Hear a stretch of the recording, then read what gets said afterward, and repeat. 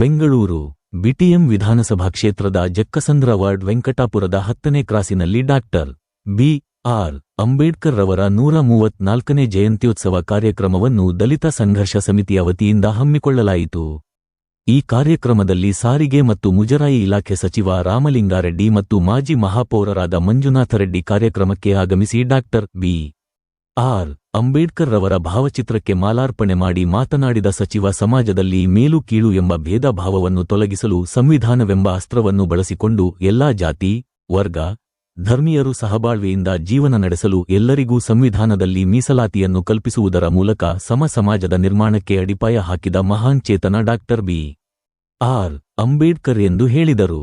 ಮಾಜಿ ಮಹಾಪೌರರಾದ ಮಂಜುನಾಥರೆಡ್ಡಿ ಮಾತನಾಡಿ, ಬಾಲ್ಯದಿಂದಲೇ ಅನೇಕ ಕಷ್ಟನಷ್ಟಗಳನ್ನು ಅನುಭವಿಸಿ ಉನ್ನತ ಮಟ್ಟಕ್ಕೆ ಬೆಳೆದಂತಹ ಮೇಧಾವಿ ಎಂದರೆ ತಪ್ಪಾಗಲಾರದು.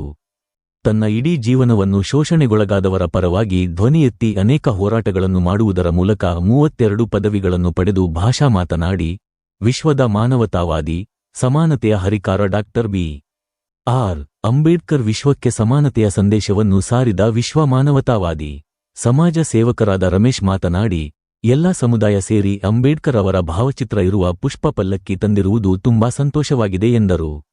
ಈ ಸಂದರ್ಭದಲ್ಲಿ ಅಂತಾರಾಷ್ಟ್ರೀಯ ಕುಸ್ತಿಪಟು ಮಂಜುನಾಥ್, ಯುವ ಮುಖಂಡರಾದ ಶ್ಯಾಮ್, ಪಾನಕ, ಹೆಸರುಬೇಳೆ, ಮಜ್ಜಿಗೆ ವಿತರಿಸುವ ಮುಖಾಂತರ ಕಾರ್ಯಕ್ರಮಕ್ಕೆ ಇನ್ನಷ್ಟು ಮೆರುಗು ತಂದರು.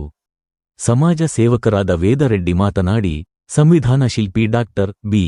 ಆರ್. ಅಂಬೇಡ್ಕರ್ ರವರ ತತ್ವ ಮತ್ತು ಆದರ್ಶಗಳನ್ನು ಪ್ರತಿಯೊಬ್ಬರೂ ಪಾಲಿಸಬೇಕು ಎಂದರು. ಬಿಬಿಎಂಪಿಯ ಮಡಿವಾಳ ಮಾಜಿ ಸದಸ್ಯರು ಮತ್ತು ದಲಿತ ಮುಖಂಡ ಮುನಿರಾಜು ಮಾತನಾಡಿ, ಮಹಾಮಾನವತವಾದಿ, ಸಮಾನತೆ ಹರಿಕಾರ ಡಾಕ್ಟರ್ ಬಿ. ಆರ್. ಅಂಬೇಡ್ಕರ್ ವಿಶ್ವಕ್ಕೆ ಸಮಾನತೆಯ ಸಂದೇಶಗಳನ್ನು ಸಾರಿದರು. ಮೊದಲು ಶಿಕ್ಷಣ ಪಡೆದುಕೊಳ್ಳಬೇಕು, ಅನಂತರ ಸಂಘಟನೆ ಮಾಡಬೇಕು, ಅನ್ಯಾಯಗಳ ವಿರುದ್ಧ ಹೋರಾಟಗಳು ಮಾಡಬೇಕೆಂದರು.